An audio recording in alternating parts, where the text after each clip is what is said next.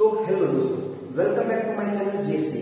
तो आज की इस वीडियो में डिस्कस करने वाले हैं ग्रेविटेशनल पोटेंशियल एनर्जी, जो कि क्लास 10 का साइंस पार्ट फर्स्ट का ग्रेविटेशन का एक नया टॉपिक। तो इस नए टॉपिक को शुरू करने से पहले आपसे एक छोटी सी रिक्वेस्ट है कि वीडियो आप लास्ट तक जरूर देखना, क्योंकि आज का ये वीडियो बहुत ही इंपॉर्टेंट होने वाला है। तो शुरू करें आज के वीडियो को बिना वक्त गवाए, तो शुरू करते हैं। तो देखो, ग्रेविटेशनल पोटेंशियल एनर्जी इस वर्ड्स को देख के आपको क्या समझ में आता है? ये पोटेंशियल एनर्जी जो नाम सुना सुना सा लग रहा है और ग्रेविटेशनल भी नाम सुना सुना सा लग रहा है, मगर ये दो चीज साथ साथ में हम क्यों पढ़ रहे हैं? तो आइए समझते हैं। तो आपने तो मान लीजिए आपने ये पढ़ा होगा कि वर्क होने के लिए क्या रिक्वायर्ड है? एनर्जी के बिना वर्क तो अधूरा है। तो वर्क का फॉर्मूला तो आपने पढ़ा ही होगा, work equal to force into displacement. यानी कि कोई ऑब्जेक्ट पे हम जब फोर्स लगाते हैं तब वो डिस्प्लेस हो जाता है, तो उसी चीज को बोलते हैं वर्क। क्या बोला मैंने? फिर से बात, किसी ऑब्जेक्ट पे फोर्स लगाने पे वो ऑब्जेक्ट डिस्प्लेस हो जाता है, उस चीज को बोलते हैं वर्क। तो वर्क होने के लिए रिक्वायर्ड होता है एनर्जी। तो एनर्जी नहीं होगी तो वर्क होगा ही नहीं। तो इसीलिए हम इसको work equal to energy equal to force into displacement ऐसे ही बोल सकते हैं। आपको एक बात और एडिशनल बात बता दूं कि जब आप 11 में जाओगे तब आपको ये पता चलेगा कि ऑल एनर्जी के और वर्क के डायमेंशन जो थे वो सेम होते हैं, यानी कि वर्क एंड एनर्जी करीब करीब क्वांटिटी सेम होती है। ये आपको 11 में जाके पढ़ना है, तो आगे से चिंता करने की कोई जरूरत नहीं है। तो एनर्जी के दो टाइप्स होते हैं, एक होता है पोटेंशियल एनर्जी और काइनेटिक एनर्जी। ये दो टॉपिक्स आपने 9th में पढ़े। हाँ यार, किताब में देख लिया, हम तो नहीं पढ़े, पढ़ना होगा यार। पोटेंशियल एनर्जी और काइनेटिक एनर्जी ऐसे एनर्जी के दो टॉपिक्स है। तो कोई भी वर्क होने के लिए, कोई भी किसी भी तरह का वर्क होने के लिए उसके लिए रिक्वायर्ड होता है एनर्जी। उसके लिए रिक्वायर्ड होता है एनर्जी, और उस एनर्जी के दो टाइप्स होते हैं। कौन कौन से आइए करते हैं। तो एक होता है पोटेंशियल एनर्जी और दूसरा होता है काइनेटिक एनर्जी। तो आइए समझते हैं काइनेटिक एनर्जी और पोटेंशियल एनर्जी क्या होता है। कोई पार्टिकल जब मोशन में हो तब उस चीज में उस पार्टिकल में काइनेटिक एनर्जी होती है। कोई पार्टिकल जब मोशन में हो तब उसमें जो एनर्जी होती है वो एनर्जी होती है काइनेटिक एनर्जी।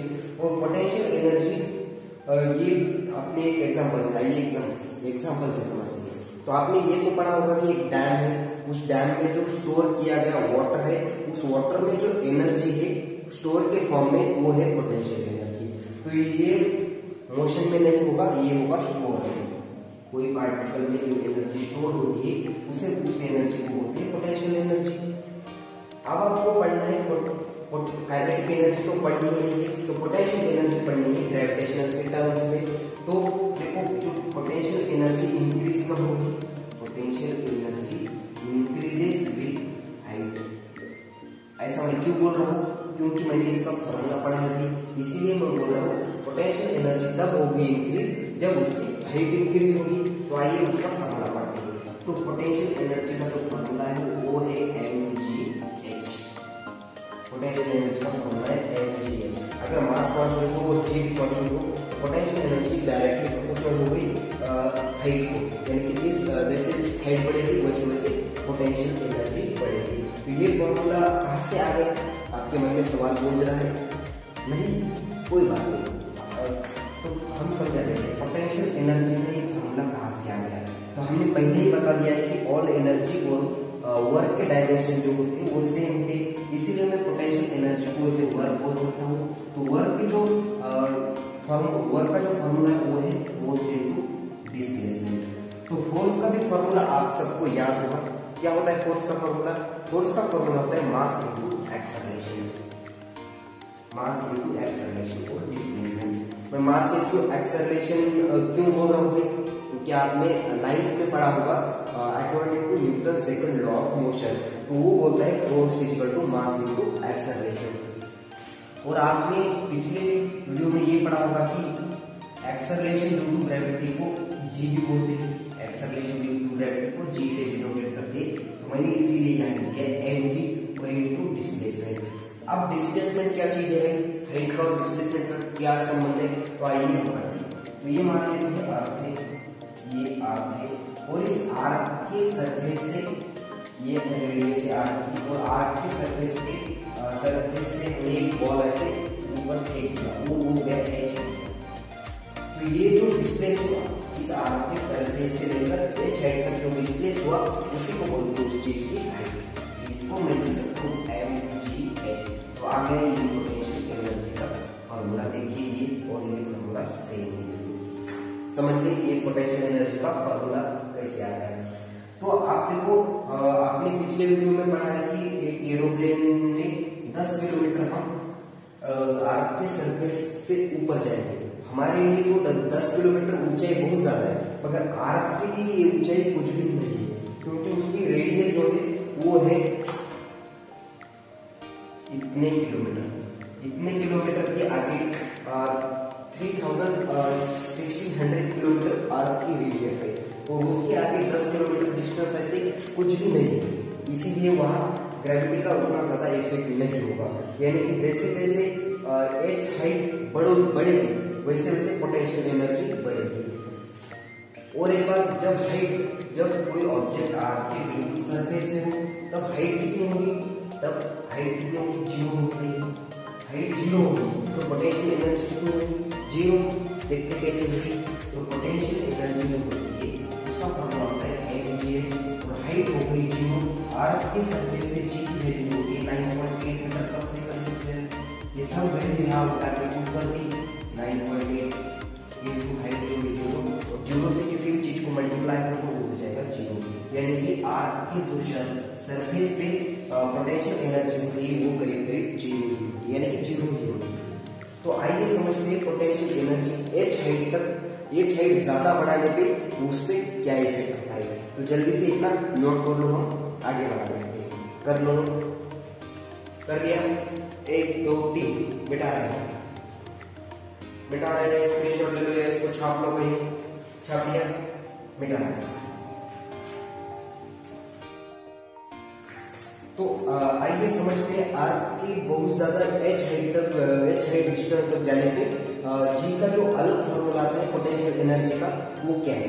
तो देखो, मान लीजिए कि ये ऐसी आर्क है, एक ऐसी आर्क है, यहाँ से यहाँ तक का डिस्टेंस जो है वो है आर, और ये ऐसी ऑर्बिट है, इस ग्रेविटी की ऑर्बिट है, यहाँ तक ग्रेविटी की ऑर्बिट है। जैसे मान लो कि एक मैग्नेट होता है, आपने कहेंगे एक मैग्नेट की बहुत ज्यादा करीब आने पे उन दोनों में फोर्स एक्ट होती है, एक दोनों को अट्रैक्ट करती है। मगर एक मैग्नेट क्या है और एक मैग्नेट कहीं दूर है, 10 किलोमीटर तक दूर है, तो वहां का और यहाँ के मैग्नेट का कुछ संबंध है, उसका कोई रिलेशन है, कुछ भी नहीं है, क्योंकि उसके यहाँ इस वाले मैग्नेट की वहां तक ऑर्बिट नहीं है। तो इसी आर्क की भी उसी तरह यहाँ तक इसकी आर्क की जो ऑर्बिट है, आर्क की जो कैपेसिटी है वो किसी के ऑब्जेक्ट को खींचने की, वो यहाँ इस डिस्टेंस से कम होगी। यहाँ मान लेते हैं जैसे कम्युनिकेशन एक सैटेलाइट है, आपने ये तो पढ़ा होगा कि कम्युनिकेशन सैटेलाइट आर्क से बहुत दूरी पर है, बहुत दूरी पर, यानी कि कितनी दूरी पर मैंने बताया था, ये बताया था मैंने इतने किलोमीटर, ये इतनी आप इफेक्ट पड़ेगा। आर्क की जो रेडियस है उसके रेडियस के मुकाबले कुछ डिस्टेंस वहां की सैटेलाइट वहां से भी दूर है, यानी कि ग्रेविटी पे अब फर्क पड़ेगा। यानी कि यहाँ से इस डायरेक्शन में नेगेटिव जी लगेगा इस डायरेक्शन में। जब कोई हम नीचे से ऊपर पार्टिकल ऐसे फेंक रहे हैं तो वो ग्रेविटी उसको नीचे की डायरेक्शन में खींच रही है, और आर्क का जो मास है वो कैपिटल है, और सैटेलाइट का मास है समझ के यहाँ तक। अब आपने पोटेंशियल एनर्जी का एक नया फॉर्मूला, वो है potential energy equal to minus g small m capital M upon नीचे आर प्लस यहाँ का जो डिस्टेंस है एच, इसको ऐड करेंगे आर प्लस एच, तो ये हो गया कितना डिस्टेंस। आपको इस फॉर्मूले को इसका डेरिवेशन आपके सिलेबस में नहीं है, ये आपको 11 में जाके पढ़ना है। अगर आप लोग सीखना चाहते हो तो मुझे कमेंट कर दो, मैं उसका डेरिवेशन भी बना दूंगा। मगर तब तक के लिए यहाँ तक तो बात ठीक है, ज्यादा बोलने की जरूरत नहीं है। तो आज के छोटे से खूबसूरत से वीडियो को यहाँ पे देखो स्टॉप। अगर ये वीडियो आपको पसंद आया या ना वो अलग बात है, समझ तो आया होगा। ये वीडियो आपको समझ में आया हो तो इस वीडियो को लाइक कर दीजिए, साथ में अगर आप इस चैनल पे नए हो तो चैनल को सब्सक्राइब कर दीजिए, क्योंकि हम इसी तरह फिजिक्स और केमिस्ट्री के ऐसे इंटरेस्टिंग वीडियो चैनल पर अपलोड करते रहते हैं। तब तक के लिए वीडियो यहाँ करते हैं खत्म, तब तक के लिए फेयर ऑल द बेस्ट।